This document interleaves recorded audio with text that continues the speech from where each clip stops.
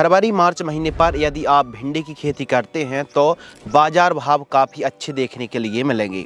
तो इस वीडियो के माध्यम से हम बात करेंगे भिंडी की उन्नत खेती संपूर्ण जानकारी, कौन सी वैरायटी लगाएं, कितने सीड्स की आवश्यकता पड़ेगी, कितनी दूरी पर लगाना चाहिए, बुआई के समय कौन सी खाद डालें ताकि पैदावार बढ़िया हो और फसल शुरू से ही हरी भरी देखने के लिए मिले। इसके अलावा टाइम टू टाइम कीटनाशक दवाई, फंगिसाइड, टॉनिक का भी स्प्रे करना पड़ेगा ताकि अलग अलग प्रकार की वायरस, रोग, बीमारी, कीटों को कंट्रोल किया जा सके।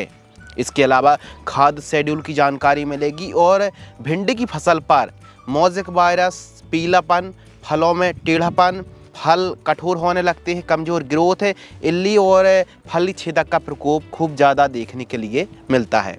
इसके साथ ही भिंडी की एक अच्छी उपज यानी 1 एकड़ से 7 से 10 टन तक पैदावार आप कैसे निकाल सकते हैं, अधिकतम पैदावार निकालने के लिए कौन कौन सी दवाइयाँ, खादों का प्रयोग करना चाहिए, फसल हरी भरी रहे, फसल की ग्रोथ अच्छी रहे। तो इस वीडियो के माध्यम से भिंडी की खेती, अंगेती भिंडी की खेती यदि आप फरवरी के आसपास में करते हैं तो बाज़ार भाव काफ़ी अच्छी देखने के लिए मिलते हैं। अभी के जो बाज़ार भाव हैं 40-50 रुपये केजी बड़े आराम से चल रही है, इससे भी ऊपर का रेट देखने के लिए मिल रहा है। तो चलिए शुरू करते हैं भिंडी की खेती की पूरी सीरीज, पूरी जानकारी।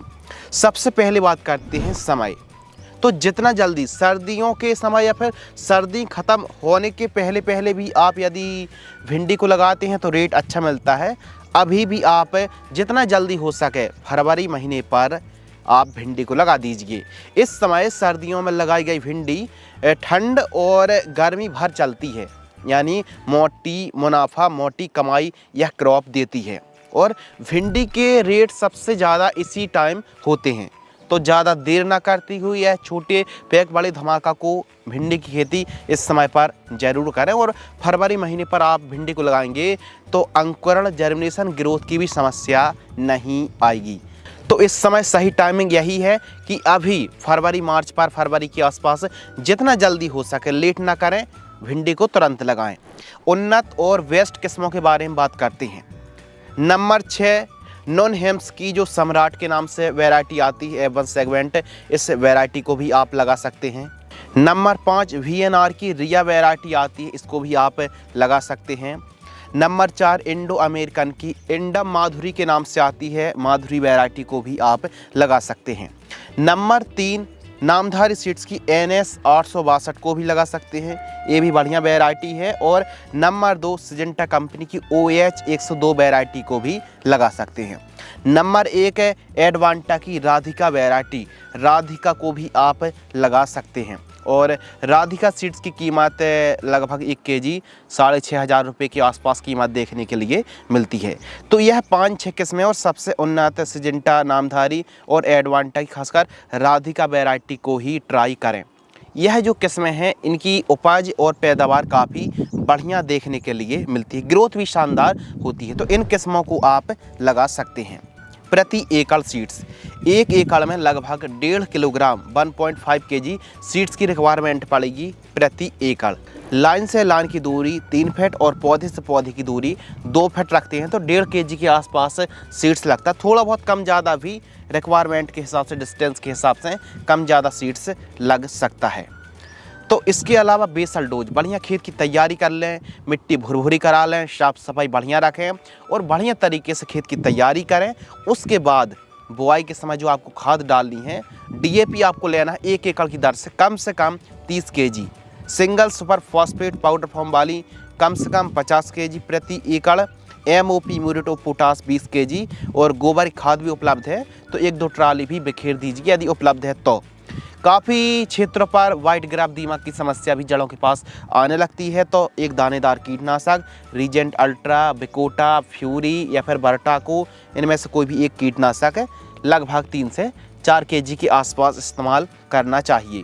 इसके अलावा आपको बुआई कर देनी चाहिए। निराई गोड़ाई, खरपतवार की रोकथाम, तो सबसे बेस्ट उपाय है कि खरपतवार नाशक का स्प्रे ना करके निराई गोड़ाई करें और भिंडी की फसल पर लगभग 15-20 दिनों के अंतराल पर निराई गुड़ाई कराते रहना चाहिए।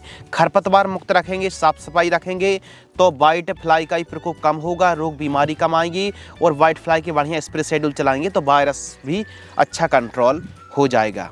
भिंडी की फसल पर बढ़िया साफ सफाई रखिए और निराई गुड़ाई टाइम टू टाइम कराते रहिए। इसके अलावा भिंडी की फसल पर सिंचाई सर्दियों के दिनों पर 10 से लेकर के 15 दिनों के अंतराल पर सिंचाई करना चाहिए। भूमि के हिसाब से ज़्यादा पानी भी आप देंगे तो पीलापन बना रहेगा, ग्रोथ रुक सी जाएगी।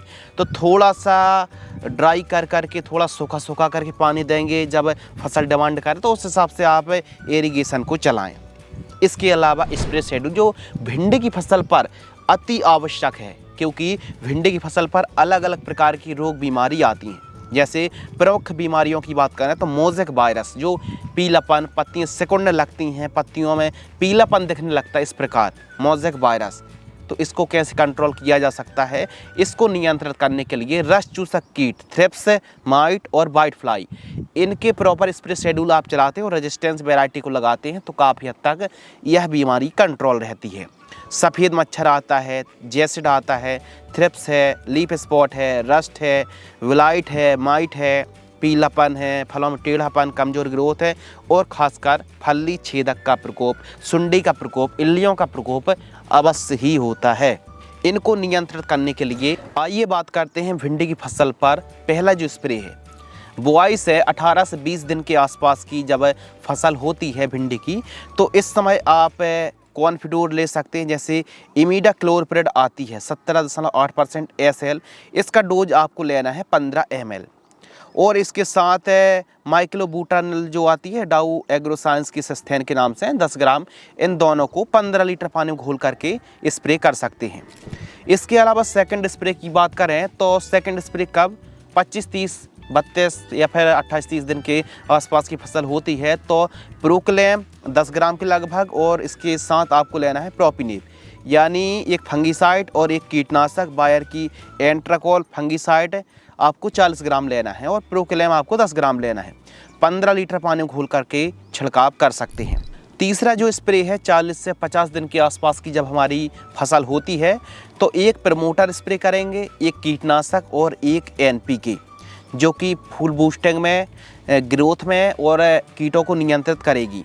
हम ले रहे हैं प्रोफेक्स सुपर 25 ml के लगभग, पोषक सुपर भी स्प्रे कर रहे हैं 20 ml के लगभग और NPK 1261 लगभग 100 ग्राम के लगभग। इन तीनों को अलग अलग घोल करके स्प्रे करें, यानी इन तीनों को अलग अलग घोल लीजिए और फिर एक टैंक में मिक्स कर लीजिए।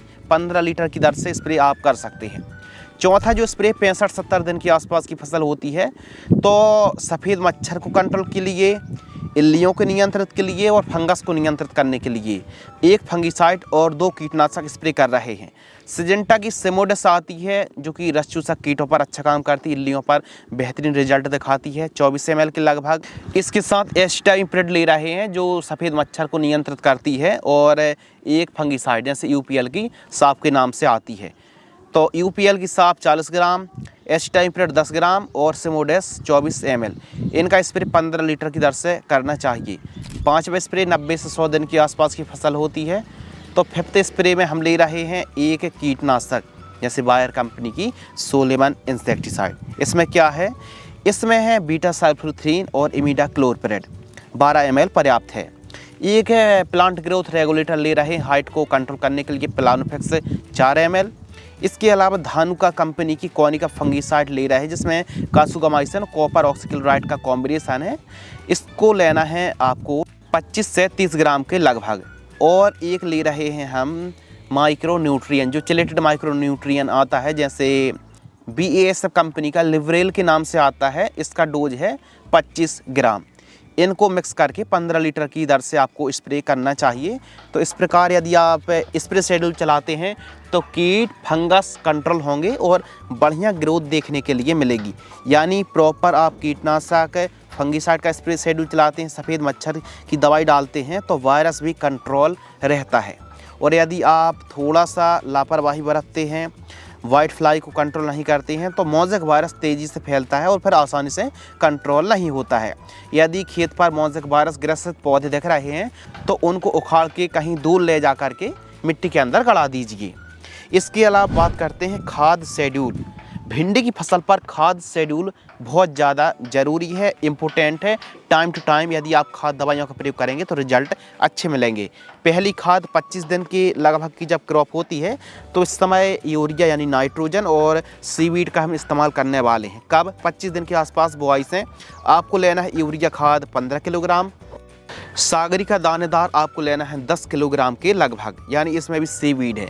ग्रोथ में, बढ़वार में, सर्दियों के दिनों पर बढ़वार में बहुत बढ़िया काम करती है। प्रति एकड़ की दर से प्रयोग करें, जड़ों से 2 से 3 इंच दूर। दूसरी खाद 40 दिन के मध्य की क्रॉप होती है तो माइक्रो न्यूट्रिएंट किसी अच्छी कंपनी की 5 किलोग्राम, जिसमें जिंक हो, बोरॉन हो, आयरन हो, कॉपर हो, मैग्नीज, मोलिब्डेनम जैसे पोषक तत्व हों। यूरिया खाद 20 केजी और मैग्नीशियम सल्फेट 5 केजी इस्तेमाल करें।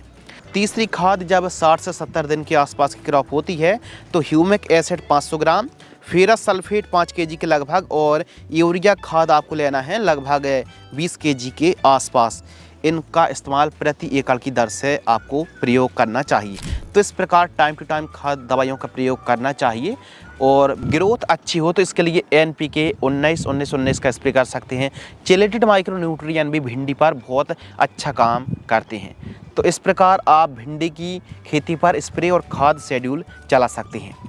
इसके अलावा फसल तैयारी की बात करें तो जो पहली हार्वेस्टिंग है लगभग बुआई से 45 से 50 दिन के आसपास क्रॉप होती है तो भिंडी की फसल तोड़ाई के लिए तैयार हो जाती है और 1 एकड़ से 6 से 8 टन तक पैदावार आप निकाल सकते हैं। आपकी प्रैक्टिस पर डिपेंड करती है, आप खाद दवाइयों कैसे प्रयोग कर रहे हैं, कैसे मैनेजमेंट कर रहे हैं, भूमि, वैरायटी और काफ़ी फैक्टर पर पैदावार डिपेंड करती है। लेकिन बढ़िया तरीके से आप भिंडी को लगाते हैं, साफ़ सफाई रखते हैं, खाद दवाइयों का प्रयोग करते हैं, टाइम टू टाइम हार्वेस्टिंग करते हैं तो रिजल्ट भी अच्छा मिलता है। आपने देखा होगा कि कभी कभी हार्वेस्टिंग करने के बाद फल नहीं आते हैं या फिर हाइट बस ज़्यादा हो रही, पत्ती बहुत ज़्यादा बढ़ रही हैं, प्लांट हाइट ले रहा है, फल नहीं आ रहा है, तो प्लांट ग्रोथ रेगुलेटर का स्प्रे कर सकते, लिहोसिन या फिर चमत्कार। इनका डोज होता है कम से कम 200 ml प्रति एकड़।